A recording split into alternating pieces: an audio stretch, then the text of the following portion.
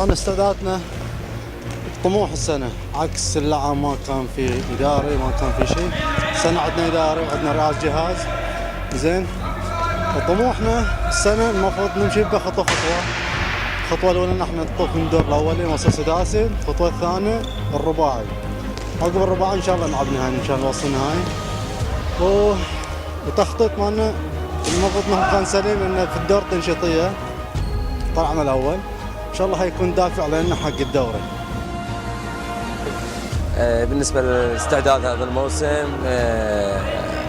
بدينا يعني مثل أي موسم، يعني تمارين، كان تحضير قوي في من شهر 8 يعني صار الإعداد.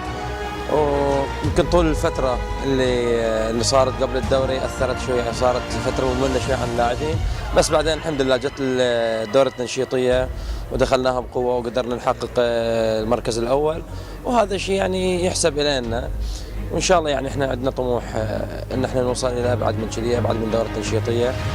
خصوص الدور التمهيدي الحين عندنا طموح إن إحنا نكون متصدرين المجموعة، نبغى ندخل من البداية نلعب بقوة كل المباريات، 5 مباريات نبغى ناخذ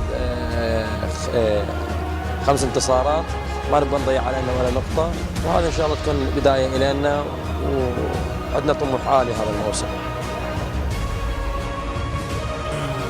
طبعا بدينا فترة إعداد تقريبا 5 إلى 4 شهور، وإن شاء الله الفريق استعد.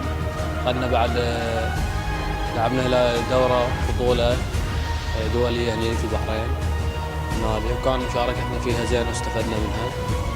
والدورة التنشيطية بعد الحمد لله الله وفقنا وجبنا المركز الأول.